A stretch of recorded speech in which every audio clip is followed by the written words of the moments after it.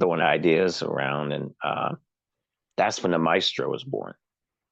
Which I, you know, I have a theatrical background, and I was in theater for a long time.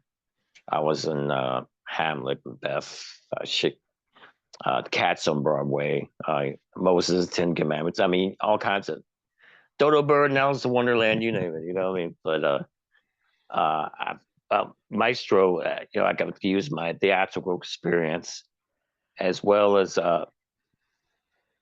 throwback from the Gorgeous George Right. persona that I was doing, but more the theatrical, more of the family opera type deal, and which my envisionment in the Maestro didn't come out till later on in my Maestro run, where I thought Maestro had like a split personality, like a dark side that he would just snap and go nuts, and that came about later on with Ernest the Cat Miller feud I had when I Mhm. heard bad music, I'd flip out, but yeah, yeah, and Dusty, of course, another advocate for it, and the snowball got the rolling, and they created this platform for me to come out at the top of the arenas at the time, in which I was kind of skeptical. Well, I was skeptical rather, because I'm not big on heights, but they had me working with stuntmen to propel myself from the top of the arenas with a harness and everything, and at the time, Sting and I were the only two people doing that type of entrance after the passing of Owen.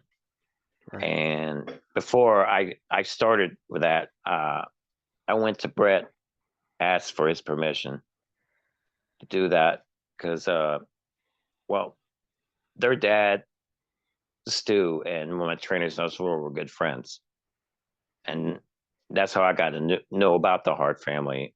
And I have a lot of respect for the Hart family, and I got to meet Owen a few times as well, and prior, and I just if Brett had told me no, I wouldn't have gone through with it. Out of respect for the family, I would have just told the office, I'm sorry. You know, if you if you want to get rid of me, fine, but I'm not going to do it if they don't want me. And Brett, gave me the go light, and I went through with it, and the rest was history. But it was scary, actually, playing the piano on that platform and looking down, seeing everybody look like ants. So I really had to kick in the bass playing the piano, man, to get some sound, because the crowd noise would just drown all the sound out. And, um, but Can you, can yeah, you really play? yes, Yeah. yes, Were you really playing up there when you were coming oh down? yes, Yeah. oh Okay. yes. And then later on, what they did was they made it more a theatrical version of the song, my theme Right. song at the time, which actually was a little trivia for you. The song, actual song, was the actual entrance they used for Mr. Wonderful Paul Orndorff prior. Okay. Which song? Was it Uh, the Wonderful, that one? yes, yes, yes, Oh, that song was Heath. That was yeah, Heath. yes, Yeah, he had the yes, mirror. Oh, I remember that. Yeah, right. wonderful. Yeah, that's what they gave me to play, man. Nice, Oh my gosh. nice. But I I mean, you remember, figure. oh, go ahead. I say those entrances, they're not cheap. So you figure they're Oh investing in the no. entrance. They had you there, and they had your manager. They were paying her to be there too, so they were investing some money in the character. Yeah, and it's interesting enough. I had my choice. I was either I was either want to have Bobby Heenan manage me or Mhm. Sherry Martel. Right, And Bobby was interested, but at the time he was busy with the commentary and everything, and I think he was nursing an injury at the time too. And there's Sherry. Sherry almost got it, but the office went ahead and they gave it to Alicia Webb as Symphony, right? right. And so well, she was great. Oh my gosh, she was a lot of fun to work with, and uh, just always smiles. I mean, just class act all the way. And I remember the not this wasn't the actual debut because when I debuted, I was playing piano after a Sid Vicious match, and they were alluding to the fact that I was taming a savage beast playing the piano, right? Because he was power bombing everybody. And then I think it was the next Nitro, right? I was playing piano in the back for like you could sit. God, Nitro was like a good few hours or more back then. I felt like I was. They said just keep playing piano in the back, and they'll show glimpses of me every now and then. So I just kept playing whatever, and people would bring me food, drink and all that, and occasionally they would shoot a bit where some of the boys would come by and stop by, say hello. Like you had the Marmalukes come by and play some Sinatra, and all that, and I give them the look like, oh come on, and then then that hacksaw jumping with me and playing chopsticks, Yeah, I remember that. and then at the end David Flair acted all psycho and nuts, but yeah, I remember Eddie Guerrero doing a promo, right? And I'm playing the piano, right? And he's trying to be all serious, but he's like looking around, what's this? And at Luger stop by, he'd smile and wave, and Elizabeth say hello, but it was a fun time. But yeah, I played piano for like at least a couple hours. Wow. And I almost cracked Haku Ming when he was doing his promo too. He had to turn his head away a few times. You were working with Ernest when James Brown came in, right? Yes, yes. You gotta tell me a James Brown story. Well, so Crowbar is my oldest and dearest friend from wrestling. Oh, He I was my love part. Crowbar. He was my partner on the Indies forever. We were a team in WCW before he was Crowbar. And I said to him, "Who's the biggest star you ever met or biggest thrill?" He goes, "I got to meet James Brown." How many people can say that? How cool is it? And he Oh did. man, What was it like working with James Brown?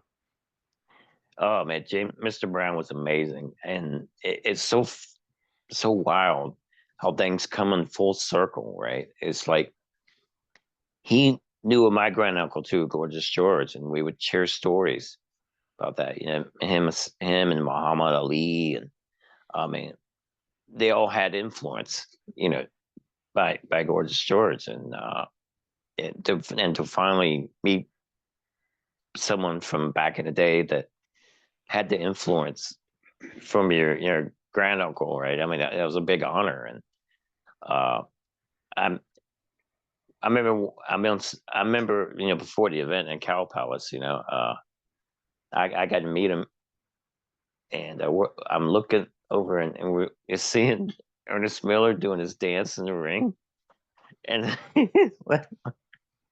he's got a big grin on his face, right?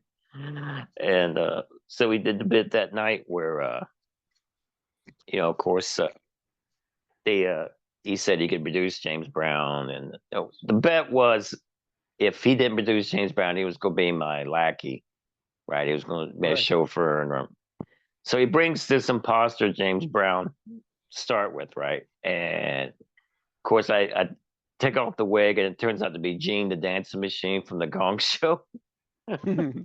And then when the music played and James Brown came out, oh, I mean I remember the places went unglued, and I I resorted to my love for Sanford and Son at the time. Where I saw James Brown, I fainted, passed out, and Classic. and then James and Ernest got to dance in the ring together and everything. That was such a great moment. Oh my gosh. Um, there was talks afterwards. I mean, well before that, I'll say I got in the back right Mm. afterwards, and I remember Vampiro coming up to me. It was a friend of mine. Vampiro comes up to me, dude. That's some of the best facial expressions I've been seeing. When I was looking at the James Brown, I'm like, oh my Right. god. Well, fast forward, there were talks of bringing in Vanilla Ice for the next pay per view, right? Interesting. But it never. came to fruition, unfortunately, because you know it was kind of chaotic in the office at the time, and Yeah. um, fortunately, but we us as talent, we try to make omelet out of the eggs that were given to us. Any social media you want to plug? Any information if people want to reach you?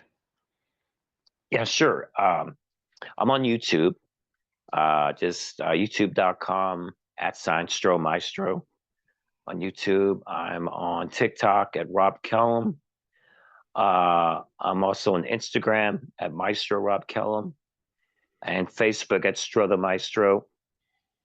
And yeah, keep in touch with me. I got merch on sale, and uh, I got a GoFundMe going on as well. You can check it's on there. You can check it out.